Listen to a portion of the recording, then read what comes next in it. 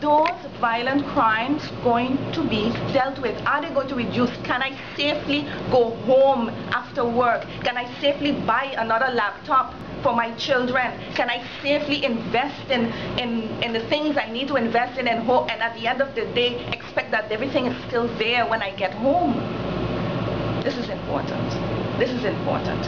And so I thank the government for their response. The 1st of February it was dated. I sent my letter on the 19th of January. I think that is not unreasonable, the time span. Although I thought that the media was a lot more responsive by the following day, printing the statistics, which I still haven't received. I thought it was like 2 hours from after receipt of your letter. After receipt of my letter, there you go. And so, but what is important, ladies and gentlemen, and I want to emphasize is, you know, we have our responsibility as elected officials to get the information and to hold the government accountable, to hold those who are responsible accountable. And we need to get that information to ensure that the people of St. Martin get the information and to ensure that the issues that are important to them are being dealt with. And certainly safety and security is at the top of the list. Thank you. Thank you, Marisha. And just to dovetail on the closing statement by Council Lady Maria Van Campen, indeed, and so is the matter. We have identified safety and security.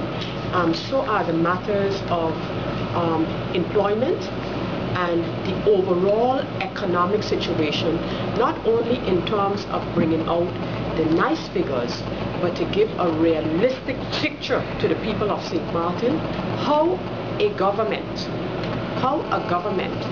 could take office on certain specific premises, one of those premises being an economic stimulus package. Do nothing further. Do not present a program of any form or fashion, and then still 8 months later are just totally skirting the issues again. As I said before, this is the reason that we will be looking at the budget and some of the responses given in that budget. The business sector on St. Martin, regardless to what the government says, is hurting. Policies that the government is now executing, including one to collect as many taxes as possible, need to be looked at in terms of the economic reality on St. Martin. Need to be looked at in terms of the economic reality on St. Martin. We do not think that the government is not hearing what we are hearing.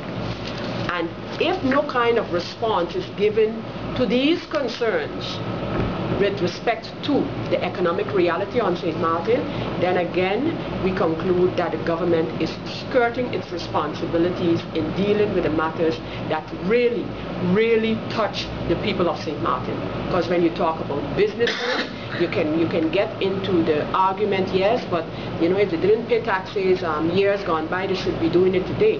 But then we should also ask ourselves, the policies applied by government today, what effect would they have on the employment of our people here on St. Martin? That is the question that government needs to answer.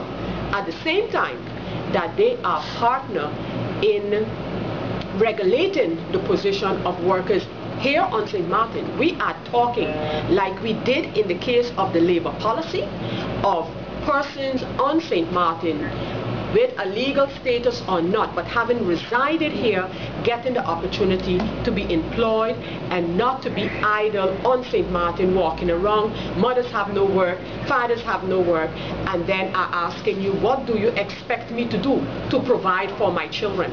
That is the reality out there when we talk today about the economic situation of economic reality on St. Martin.